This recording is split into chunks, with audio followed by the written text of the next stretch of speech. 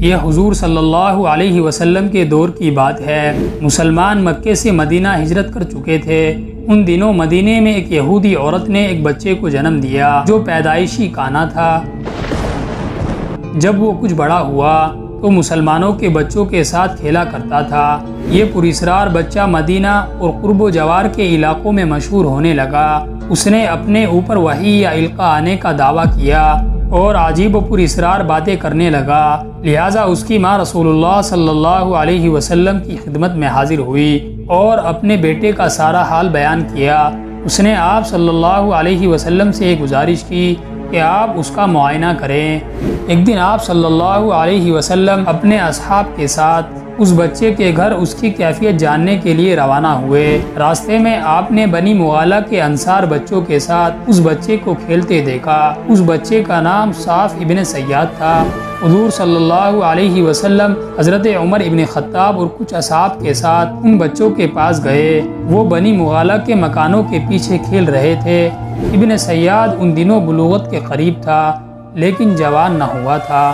نبی صلی اللہ علیہ وسلم اس کے قریب گئے لیکن اسے پتہ نہ چلا۔ آپ نے اس کی کمر پر ایک ضرب ماری اور ابن سیاد سے فرمایا، کیا تو گواہی دیتا ہے کہ میں اللہ کا رسول ہوں؟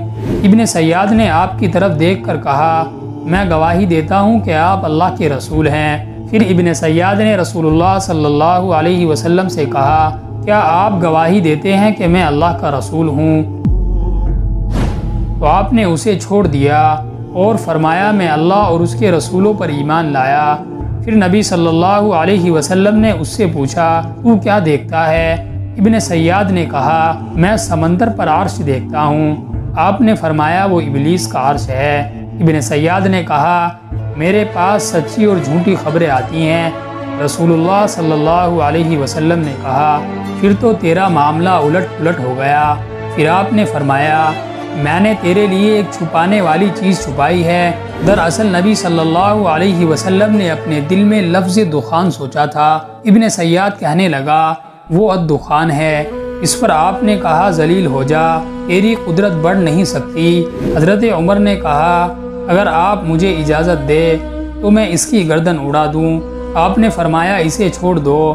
اگر یہ سچا ہے، یعنی اگر حقیقت میں یہی دجال ہے، تو تم اس پر قابو نہیں پا سکو گے، کیونکہ اس کا قتل تو حضرت عیسیٰ علیہ السلام کے ہاتھوں سے لکھ دیا گیا ہے، اور اگر ایسا نہیں ہے تو اسے قتل کرنے میں کوئی بھلائی نہیں۔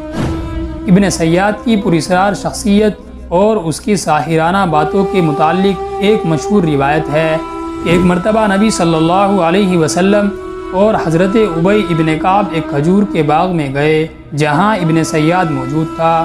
نبی صلی اللہ علیہ وسلم کی یہ کوشش تھی کہ ابن سیاد کے انہیں دیکھنے سے پہلے چھپ کر اس کی باتیں سنی جائے۔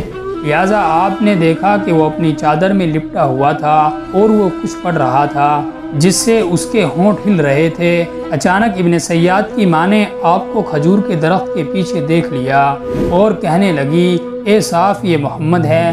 لہٰذا ابن سیاد کود کر اٹھ بیٹھا۔ نبی صلی اللہ علیہ وسلم نے فرمایا، اگر وہ اسے چھوڑ دیتی تو آج اس کا معاملہ مجھ پر ظاہر ہو جاتا۔ مدینے کے لوگ کہا کرتے تھے کہ ابن سیاد پر کہانت کا اثر تھا، یا اس کے پاس شیاطین آتے تھے جو اسے عرش الہی کی خبریں دیا کرتے۔ دراصل نبی صلی اللہ علیہ وسلم نے ابن سیاد کے معاملے میں سکوت اختیار کیا تھا، کیونکہ آپ کی طرف یہ وحی نہیں کی گئی تھی کہ ابن سیاد کی کیا حقیقت ہے، جبکہ کچھ صحابہ کا یہ خیال تھا کہ ابن سیاد ہی دجال ہے۔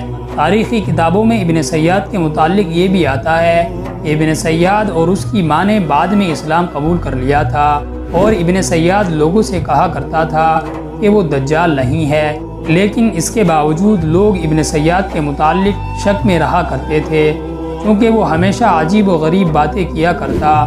لہٰذا حضرت ابو سعید خدری رضی اللہ تعالیٰ عنہ بیان کرتے ہیں کہ ہم حج یا عمرے کے لیے نکلے تو ہمارے ساتھ ابن سیاد بھی تھا۔ ہم نے ایک جگہ آرام کرنے کے لیے پڑاؤ ڈالا تو ہمارے قافلے میں موجود لوگ بکھر گئے، مگر میں اور ابن سیاد ایک جگہ باقی رہ گئے۔ مجھے ابن سیاد کو دیکھ کر بہت خوف محسوس ہوا، کیونکہ اس کے بارے میں لوگ بہت سی باتیں کیا کرتے تھے۔ حضرت ابو سعید کہتے ہیں کہ اس نے اپنا سامان میرے سامان کے ساتھ لا کر رکھ دیا۔ میں نے کہا گرمی بہت سخت ہے، بہتر ہوتا کہ تم اپنا سامان اس درخت کے نیچے رکھ دیتے، لہٰذا اس نے ایسا ہی کیا اور دوسرے درخت کے نیچے اپنا سامان رکھ آیا۔ پھر ہمارے سامنے ایک بکری لائی گئی، اس نے اس بکری کا دودھ نکالا اور پیالہ میرے سامنے لا کر کہا، اے ابو سعید پیو۔ میں نے کہا گرمی بہت سخت ہے اور دودھ بہت گرم ہے۔ دراصل میں اس کے ہاتھ سے لے کر پینا پسند نہیں کرتا تھا، پر وہ کہنے لگا، اے ابو سعید، لوگ جو کچھ میرے بارے میں کہتے ہیں، اس وجہ سے میں نے یہ ارادہ کیا ہے کہ ایک رسی لے کر درخت کے سامنے باندھوں اور اس پر لٹک کر پھانسی لے لوں۔ اے ابو سعید کون ہے جس پر رسول اللہ صلی اللہ علیہ وسلم کی حدیث پوشیدہ ہو؟ انصار کی جماعت تم پر تو پوشیدہ نہیں، کیا رسول اللہ صلی اللہ علیہ وسلم نے یہ نہیں فرمایا تھا کہ دجال کافر ہوگا جبکہ میں مسلمان ہوں؟ کیا آپ نے یہ نہیں فرمایا تھا کہ دجال بانجھ ہوگا اور اس کی کوئی اولاد نہ ہوگی اور میں تو اپنا بیٹا مدینہ چھوڑ کر آیا ہوں؟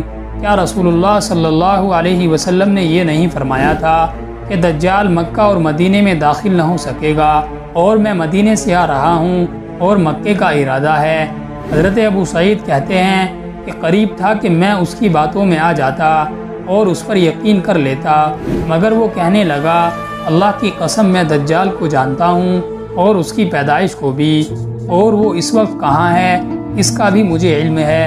حضرت ابو سعید نے کہا، ساری عمر تیری تباہی ہو۔ مورخین نے لکھا ہے کہ ابن سیاد یزید ابن معاویہ کے دور تک مدینے میں تھا، اور جب واقعہ حرہ ہوا تو وہ اس دن کہیں غائب ہو گیا اور پھر کبھی کسی کو نظر نہ آیا۔ علماء اکرام کی بھی ابن سیاد کی شخصیت کے متعلق مختلف رائے ہیں۔ علماء و محدثین کی ایک جماعت کے نزدیک ابن سیاد مسلمان تھا اور مدینے میں ہی مرا، جبکہ بعض علماء نے لکھا ہے کہ نبی صلی اللہ علیہ وسلم نے اس امت میں جن 30 دجالوں کے آنے کی خبر دی ہے جو قیامت سے پہلے ظاہر ہوں گے، ابن سیاد ان دجالوں میں سے ایک دجال ہے، لیکن وہ دجال اکبر نہیں ہے جو قیامت کے قریب نکلے گا۔ یہ قول سب سے راجح اور معقول سمجھا جاتا ہے۔